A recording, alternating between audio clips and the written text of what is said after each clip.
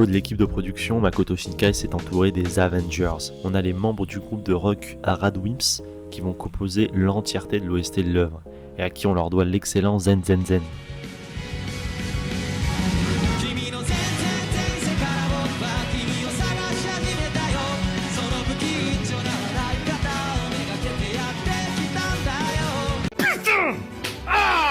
C'est bon ça! Cette collaboration a d'ailleurs débuté avant même la finalisation du scénario. Les paroles des chansons ont été pensées comme une seconde ligne de dialogue et écrite en amont, ce qui a influencé directement le développement narratif du film. On a également un nouveau character designer, Masayoshi Tanaka, et surtout le légendaire Masashi Endo, qui occupera le poste de directeur de l'animation. Bon, il a travaillé sur 2 ou 3 œuvres pas du tout connues, Voyage de Chihiro, Princesse Mononoke, Le Conte de la Princesse Kaguya, Paprika et j'en passe. La classe mondiale, peut-être même le champion du monde. Retenez bien ce nom, puisqu'il a également apporté un grand nombre d'anciens animateurs et animatrices du studio Ghibli. On a donc des anciens collaborateurs et collaboratrices provenant d'un studio légendaire et ayant été à l'origine en partie des plus grands succès de l'animation japonaise qui se trouvent dans le projet du prochain film de Makoto Shinkai. Inutile de dire que toutes les planètes ont été alignées pour faire de ce projet un succès planétaire. Maintenant ça va chier. Mais ce qui est fort, c'est que Makoto Shinkai réussit à faire de Your Name une œuvre très personnelle avec sa patte, et ce, malgré qu'il soit entouré de personnes encore plus talentueuses que par le passé. En fait, c'est bien le contraire. Cela a permis à Makoto Shinkai d'apporter de la matière et beaucoup de richesse à son œuvre. En témoignent les techniques d'animation exceptionnelles du film, mais tout en gardant l'origine du succès de ses précédents films. Il ne faut pas également oublier que Your Name est un film qui s'inscrit dans ce devoir de mémoire post-mars 2011, et qui, au même titre que Garden of Words, tente de retranscrire une image très fidèle des lieux de Tokyo. Your Name, à travers son histoire de romance et son histoire sur les catastrophes naturelles, invite les spectateurs à réfléchir sur la fragilité de l'existence, mais aussi sur l'espoir et le désir à partir de la relation entre les deux héros du long métrage.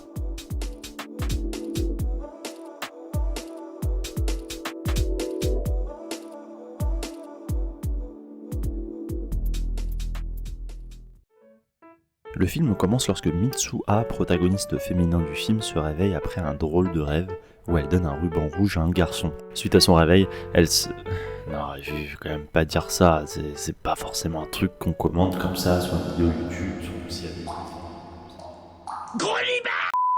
Le lendemain matin, Mitsuha prend le petit déjeuner avec sa grand-mère et sa petite sœur, mais cette dernière la questionne sur son comportement bizarre d'hier.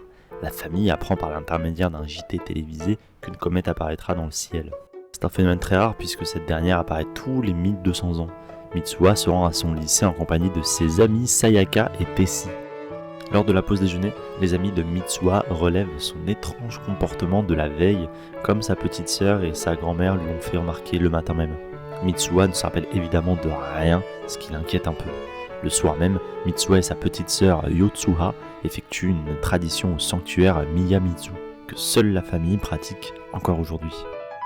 La grand-mère de Mitsuha explique également que ces traditions sont essentielles, sachant qu'un terrible incendie, le grand feu de Mayugoro, s'est déclaré et a détruit le sanctuaire, ainsi que plusieurs archives, d'où l'importance de pratiquer ce rite pour ne pas oublier la tradition, même si les écrits ont disparu. Après la cérémonie, Mitsuha indique à sa petite sœur son souhait de rejoindre Tokyo pour quitter la vie morose de la vie en campagne d'Itamori, le petit village où elle habite. Le lendemain, un garçon du nom de Taki se réveille d'un bon matin à Tokyo et ne semble pas reconnaître l'endroit où il se situe. Comme avec la scène de Mitsuha au début du film, la réaction de Taki est bizarre. Ce dernier se rend au lycée de son quartier en découvrant chaque recoin de sa ville retranscrit avec magnificence Tokyo. Taki déjeune avec ses amis Tsukasa et Takagi. Taki semble totalement perdu, il sait pas où il se situe et parle comme si ce dernier était une fille, ce qui surprend ses amis. Je sais pas ce qui vous fait dire que je suis un homme, mais je ne suis pas un homme. Taki rentre chez lui et se couche, mais le lendemain matin, il remarque un nom écrit sur sa main, Mitsuha. Mitsuha se réveille également et remarque des notes sur elle. Mitsuha, qui es-tu, etc. Les deux personnages s'aperçoivent que leur quotidien est bouleversé puisque le regard des gens change constamment. On l'a donc compris à ce stade du film, Taki et Mitsuha changent de corps en l'espace d'une journée. C'est-à-dire que l'esprit de Taki est dans le corps de Mitsuha et vice-versa.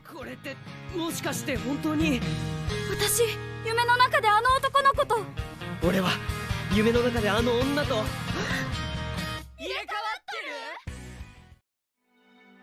L'entraide est donc la seule solution pour Taki et Mitsuha afin de coexister au mieux. Chacun va de sa petite règle spécifique en indiquant les différents interdits afin de respecter la vie privée de l'autre. Et ils entretiennent un journal à la fin de leur journée respective pour tenir au courant l'autre personne afin que ce dernier ne soit pas étonné si la grand-mère ou le collègue de travail ou que sais-je le regarde bizarrement. Un jour, un échange de corps a lieu et Taki remplace Mitsuha pendant une journée et se rend avec sa petite sœur et sa grand-mère au sanctuaire Miyamitsu afin d'offrir une offrande à leur dieu. Nous verrons ceci dans une partie dédiée. C'est une des choses subtiles qui peut apporter des éléments de réponse dans le scénario de Your Name. Sur le trajet, la grand-mère explique aux deux filles le sens du mot Musubi, qui est un pouvoir de création et de devenir. En d'autres mots, il représente dans la religion du shintoïsme, qui est une des religions traditionnelles du Japon, la manière de lier les choses. Il représente une connexion et une harmonie qui peut exister entre tous les êtres vivants. Musubi est le fil du temps, mais je m'attarderai plus sur le sujet dans la partie analyse. L'offrande en question, c'est le Kuchi Kamisake, qui est la moitié, en gros, de Mitsuha. Elle l'a concocté lors de la cérémonie qu'on avait vue plus tôt dans le film. En observant la comète au pied d'une colline qui donne sur une vue magnifique du lac de la ville d'Itomori, la grand-mère demande à Mitsuha si elle est en train de rêver, et Taki se réveille subitement dans son récor en larmes. Un soir, lors de la fête de l'automne dans la petite île d'Itomori, Mitsuha et ses amis se rendent à un endroit afin de voir de manière plus claire la comète.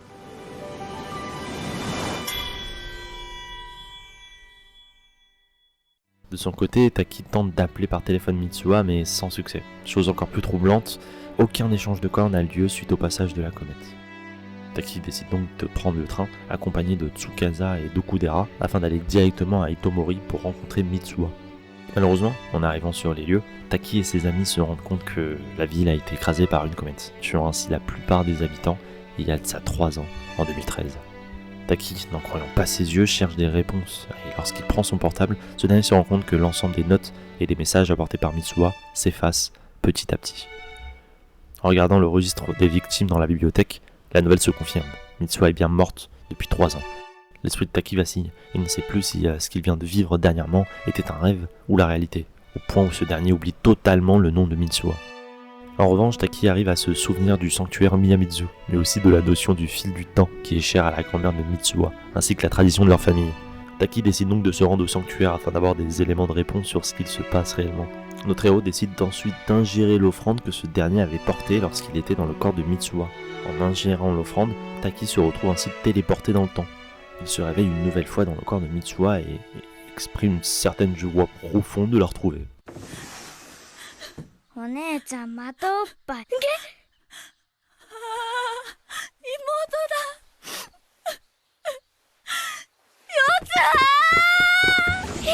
Je sais pas comment vous dire, c'est systématiquement débile, mais c'est toujours inattendu.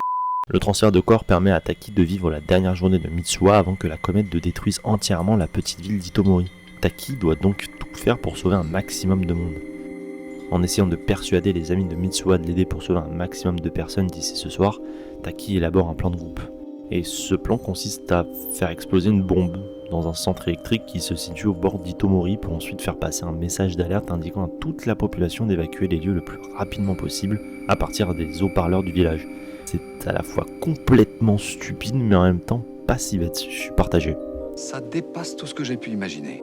La petite sœur de Mitsuha révèle le comportement bizarre de sa grande sœur la veille où cette dernière avait tenté d'aller à Tokyo pour rejoindre quelqu'un. Mitsuha fixe au loin le sanctuaire de la famille Miyamitsu et se dirige vers ce lieu car Taki dans le corps de Mitsuha pense que cette dernière se trouve là-bas. C'est très compliqué à situer les personnages avec le concept d'échange de corps, oui. Taki se réveille dans le sanctuaire et c'est Mitsuha qui contrôle son corps et se dirige en haut de la colline. Entre-temps, on voit un flashback de la veille de la vraie Mitsuha qui se rend à Tokyo pour rencontrer Taki. La rencontre se fait dans le train, mais Taki ne reconnaît absolument pas Mitsuha, normal puisqu'on est en 2013, et que les échanges de corps ont commencé pour Taki qu'en 2016, soit 3 ans plus tard. Tu es qui? On a ensuite le droit à une rencontre entre Mitsuha et Taki dans leurs corps respectifs, en haut de la colline, qui donne sur un magnifique paysage sur fond de crépuscule qui est selon moi la scène la plus marquante du film.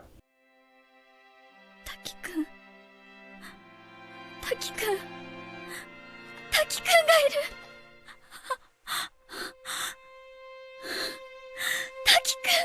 お前に会いに来たんだ。大変だったよ。お前すげえ遠くにいるから。でもどうやって。私あの時三葉の口噛み酒を飲んだんだ。あれを飲んだ。バカ変態。そうだ、それにあんた私の胸触ったやろ。Tiens donc, quelle surprise. どうしてそれを。四葉が見とったんやからね。ああ、ごめん、すまん。つい1回だけだって。1回だけ。何回でも同じや、アホ。あ、すまん。あ、これ。ああ、お前さ、知り合う前に会いに来るなよ。わかるわけねえだろ。ほら、3年俺が持ってた。今度は三葉が持ってて。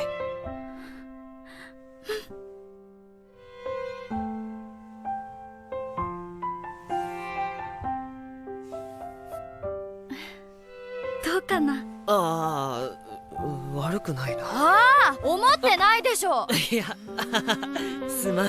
ほんとこの男は。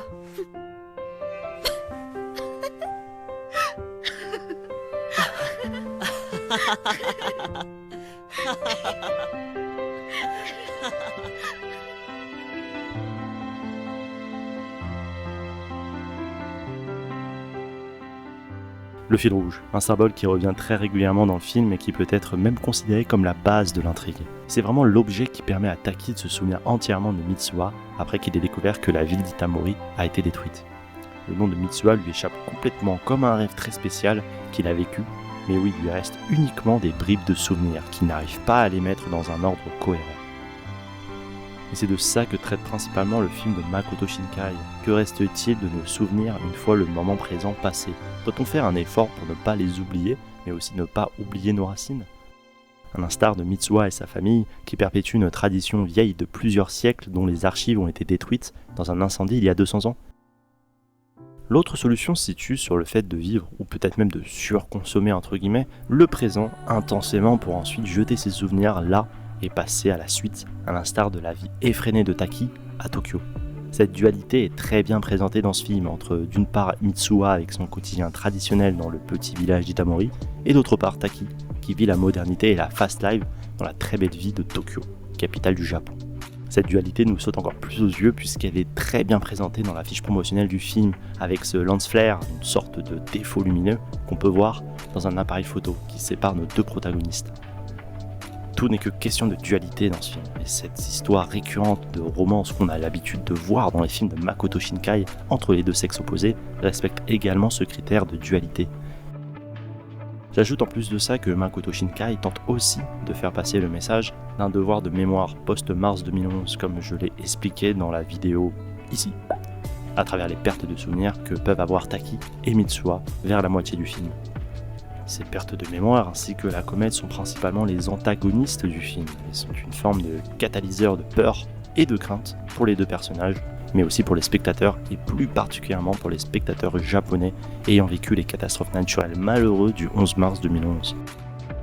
Mais revenons sur le concept du fil rouge, puisque c'est à partir de cette dernière que Taki arrive à se souvenir de Mitsuha, mais aussi des traditions de sa grand-mère lorsque ce dernier était dans le corps de Mitsuha, rappelez-vous. Le fil rouge peut être associé aussi au destin, mais elle peut aussi unir les gens, de la même manière qu'Hideo Kojima a voulu nous expliquer dans son jeu vidéo Death Stranding sorti en 2019, en nous indiquant que la corde nous servait à nous connecter pour lier les gens du monde entier entre eux. Mais revenons sur Your Name. Le fil rouge à la base était initialement une légende romantique chinoise, la divinité du mariage Yu Lao qui nous narre le lien que peut avoir une personne à une autre à partir d'un fil attaché cette fois-ci à la cheville. A noter que dans la tradition japonaise, il se lie au petit doigt de la main gauche et non sur la cheville. L'histoire nous narre un jeune homme qui vit un jour un homme âgé assis au clair de lune. Quand il s'est approché de lui, l'homme lui a montré la petite fille qui plus tard deviendra sa femme. Mais le jeune homme, qui n'avait aucun intérêt pour le sujet, prit une pierre et la jeta en direction de la petite fille avant de s'enfuir. Plusieurs années plus tard, quand est venu le temps de se marier, l'enfant devenu un homme est entré dans la chambre et en soulevant la voile de la femme que sa famille avait voulu pour lui, il découvre une magnifique jeune femme avec un bandage sur une partie du visage. Lorsqu'il lui a demandé la raison de cela, elle a expliqué que, enfant, elle avait été frappée au visage par une pierre lancée par un garçon qui lui avait laissé une cicatrice sur le sourcil. Et c'est alors que son mari a réalisé que le vieux Yun Lao avait prédit était vrai. C'était la personne destinée à devenir sa femme parce qu'il était lié par le fil rouge du destin.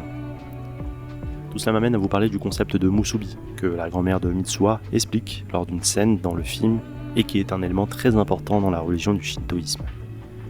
Le shintoïsme est une religion traditionnelle qui était essentiellement pratiquée par les paysans japonais et l'élite japonaise, quant à eux, pratiquait le bouddhisme pendant la période Asuka, c'est-à-dire au 6e siècle après Jésus-Christ. Mais revenons au terme musubi qui signifie unir, combiner, attacher ou lier l'un à l'autre. Pourquoi je parle du shintoïsme ? C'est parce que de nombreuses divinités, les kami, ont le mot musubi dans leur nom, comme Kami Musubi no Kami, qui est lié au dieu du ciel, ou Takami Musubi no Kami, qui est lié au dieu de la terre. On peut aussi traduire le mot musu, vapeur ou infusion, fermentation, comme la scène de Mitsuha lors de son rituel religieux par la fermentation. Le riz évolue et se transforme en saké, suivant ainsi le principe du musubi. La notion musubi peut aussi être caractérisée par l'union d'un homme et d'une femme qui donne naissance à une nouvelle vie, d'où la relation entre Taki et Mitsuha. Your transpire énormément de la religion japonaise liée au shintoïsme, que ce soit dans son scénario, les personnages et surtout dans sa narration. Et tout ça sert encore plus cette sensation de dualité qui est omniprésente tout au long du film.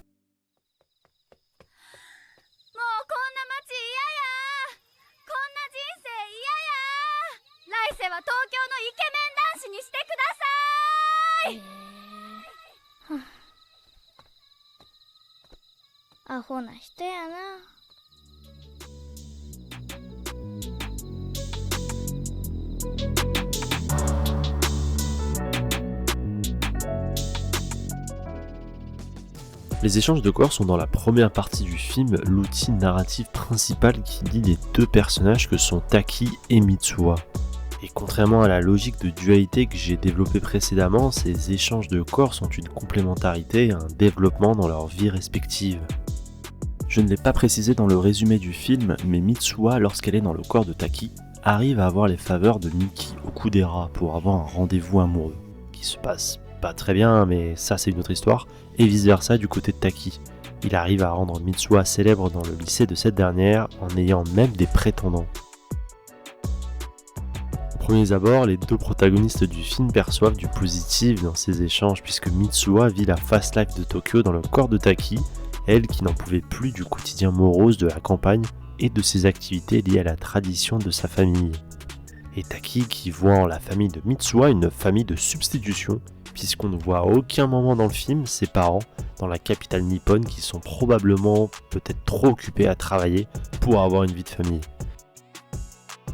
Mais au-delà de ça, et c'est comme ça qu'on va au fur et à mesure déboucher sur la deuxième partie du film, ces échanges de corps développent entre eux de l'empathie et c'est ça le véritable enrichissement entre ces deux personnages. Les règles que chacun se fixe pour respecter la vie privée de l'autre, le fait que Taki enchaîne trop de boulot, mais pour subvenir aux dépenses abusées de Mitsuha, etc. etc. C'est cette manière de communiquer entre eux et d'être à l'écoute qui implique qu'ils grandissent ensemble. Et de là se matérialise un sentiment très puissant qui favorise clairement le développement de l'amour entre eux. Ce sentiment présentera le principal moteur de Taki à partir de la deuxième partie du film, lorsque les échanges de corps n'auront plus lieu et que toute forme de communication écrite comme verbale avec Mitsuha sera rompue.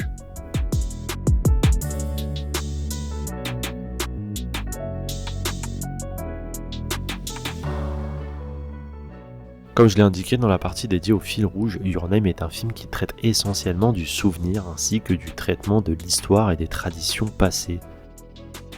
L'image de Taki faisant face à la destruction de la ville d'Itomori par la comète 3 ans auparavant est une analogie aux catastrophes naturelles du 11 mars 2011. Taki, qui ne baisse pas les bras et qui lutte en allant au sanctuaire de la famille de Mitsuha, représente un symbole sur le fait qu'il faut affirmer l'importance de la mémoire. C'est d'ailleurs en se souvenant de la balade avec la grand-mère de Mitsuha que Taki décide d'aller au sanctuaire. Tout est lié à la mémoire dans la deuxième partie du film et l'importance de cette mémoire se caractérise aussi sur le souvenir des deux noms des protagonistes que sont Taki et Mitsuha. Avant de voir le Kuchi Kamisake dans le sanctuaire, Taki est dans l'optique de vouloir défier le passé en remontant le temps pour changer l'avenir et en empêchant la comète de tuer des centaines de milliers de personnes. Et ça peut paraître un peu tiré par les cheveux à première vue, mais Taki, en ayant été dans le corps de Mitsuha dans la première partie du film, a voyagé dans le passé, et Mitsuha dans le futur en intégrant le corps de Taki. C'est là tout le sujet du film, qui parle essentiellement de catastrophes naturelles ayant des conséquences terribles sur les populations, mais aussi de perte de mémoire. Ces retours vers le passé sont un moyen d'empêcher cette perte de mémoire, et rien de mieux qu'une histoire amoureuse, qui est la spécialité de Makoto Shinkai, je le rappelle, pour pouvoir associer un sentiment très puissant envers le passé, comparable à un sentiment amoureux qui est caractérisé par les deux personnages du film. C'est exactement le cas pour Mitsuha et sa petite sœur Yotsuha qui pratiquent une danse qui a disparu dans des incendies mais qui a pour principal but de se souvenir de la toute première comète qui a frappé la ville il y a de ça 1200 ans. Il y a aussi une scène que je n'ai pas spécifiée dans le film mais qui est très importante, c'est lorsque Taki se réveille en étant dans le corps de Mitsuha après avoir ingéré le Kuchi Kamisake dans le sanctuaire familial. La grand-mère indique par la suite à Taki qu'elle est au courant pour les échanges de corps, puisque cette dernière faisait les mêmes rêves lorsqu'elle était petite.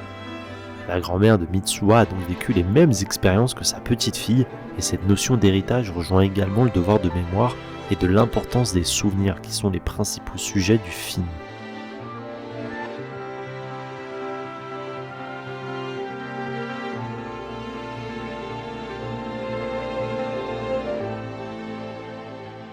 La scène de Crépuscule est centrale dans ce long métrage. C'est la réalisation de la grande promesse du film qui est la rencontre entre les deux protagonistes et qui se déroule pendant à peu près 3 minutes 30 avant d'être arrêté de manière abrupte sur l'excellent OST du film.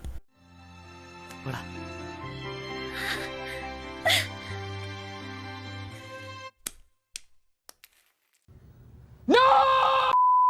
Mais que se passe-t-il dans cette scène? Comment les deux personnages qui sont pourtant dans deux temporalités différentes, mais aussi dans le corps de l'un et de l'autre, arrivent à communiquer directement entre eux? C'est toutes ces questions que j'ai eues personnellement lorsque j'avais regardé le film la première fois, et le travail de cette vidéo m'a permis de voir les choses de manière beaucoup plus claire. Pour commencer, intéressons-nous à une scène qui a lieu au début du film, lorsque Mitsuha va au lycée d'Itamori. Sa professeure définit le mot Tasokare, qui veut dire crépuscule, et qui est un moment assez mystique pour les Japonais, et qui est un lieu de rencontre des êtres non humains entre le jour et la nuit. Sur le côté du tableau, on peut apercevoir le nom d'un recueil japonais datant du 8e siècle. En faisant des recherches dans ce recueil, il y a un poème qui s'appelle Tasokare wa, qui veut dire « Qui est cette personne ?» Le résumé se traduit comme suit. Ne me demande pas qui je suis. En ce crépuscule du mois de septembre, j'attends mon bien-aimé. La scène du crépuscule du film fait donc référence à ce recueil, surtout que le nom de ce poème Tasokare wa, qui est cette personne, peut faire écho aussi au nom du film, qui est Your Name, qui en japonais s'intitule Kimi no Nawa, qui veut dire quel est ton nom. Revenons ensuite dans la scène avec la professeure. Cette dernière nous indique également qu'un autre synonyme ancien du mot Tasokare, qui veut dire crépuscule pour rappel, est Kataware Doki, qui veut dire aussi moitié.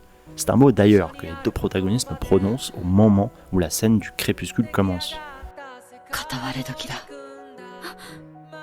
L'explication qui va suivre fait toujours référence au recueil du poème Manyoshu. Mais dans l'imaginaire collectif japonais, le crépuscule est un lieu où le vivant et le non-vivant se rencontraient, mais qui ne pouvaient pas se distinguer l'un de l'autre. Ce temps n'est ni jour ni nuit, c'est un temps très mystérieux durant lequel le monde se floute et où l'on peut rencontrer quelque chose de non humain, d'où le nom du poème Tasokare wa, qui veut dire « Qui es-tu ?» Sachant tout cela, on peut se demander si la scène du crépuscule de Your Name est un échange entre Taki, qui représente le monde des vivants, et Mitsuha, qui représente le monde des non-vivants. Tout cela apporte un vrai sens à cette scène, sachant que Taki a connu l'existence de Mitsuha qu'en 2016, 3 ans après la destruction d'Itamori, et donc de la mort de Mitsuha.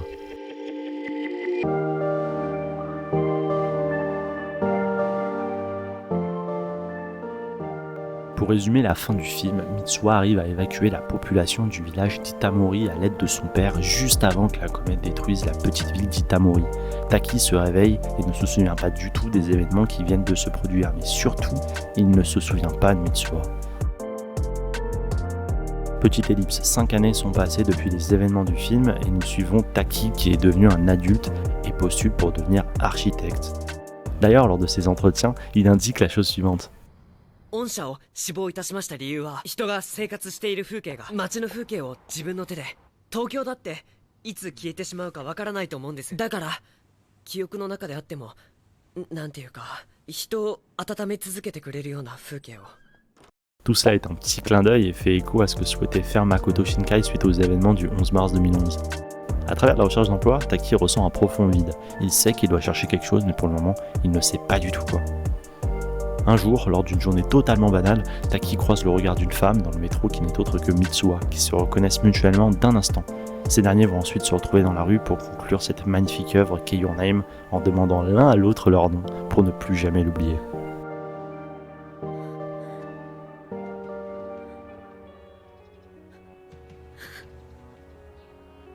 私も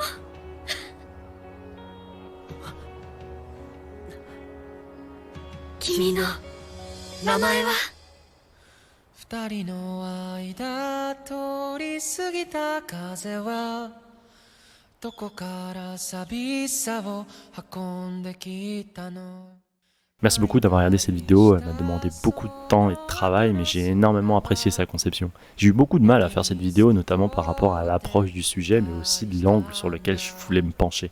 Je voulais aussi vous conseiller l'excellent ouvrage d'Alexis Molina, l'œuvre de Makoto Shinkai, qui m'a énormément aidé pour la création de cette vidéo. C'est pas du tout un placement de produit, hein, mais c'est juste quelque chose qui peut vous intéresser, surtout si vous êtes arrivé jusqu'à la fin de cette vidéo. Si, achète-la! Mais achète-la! Achète-la! Achète-la! Achète-la! Je suis loin d'être un spécialiste du cinéma d'animation japonais, mais disons que j'ai un petit bagage avec bien évidemment les films du studio Ghibli, Silent Voice de Naoko Yamada et quelques animés que je regarde avec plaisir et qui comptent beaucoup pour moi. Your Name est aussi l'aboutissement de plus de 15 ans de projets créatifs de la part de Makoto Shinkai, qui a su perfectionner son art film après film.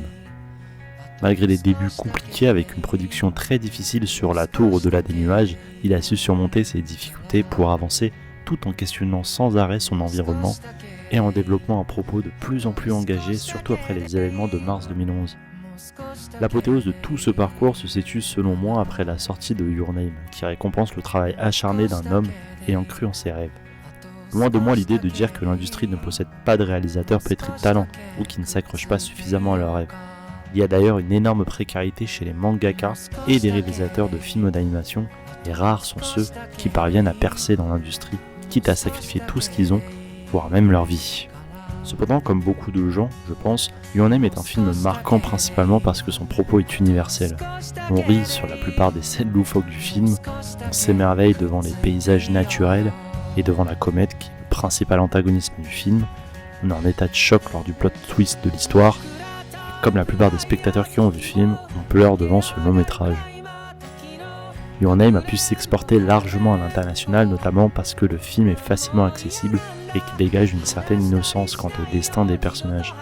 Ce film a su nous faire rêver, surtout grâce à son OST magistral qui renforce véritablement les émotions que nous pouvons ressentir dans certaines scènes, je pense notamment à la scène du crépuscule. Bref, je m'éternise un peu sur cette conclusion, n'en voulez pas. Pour tout ce cheminement de vie, ces erreurs de parcours, les hauts, les bas et tout le reste, pour tout ça, merci, Monsieur Nitsu.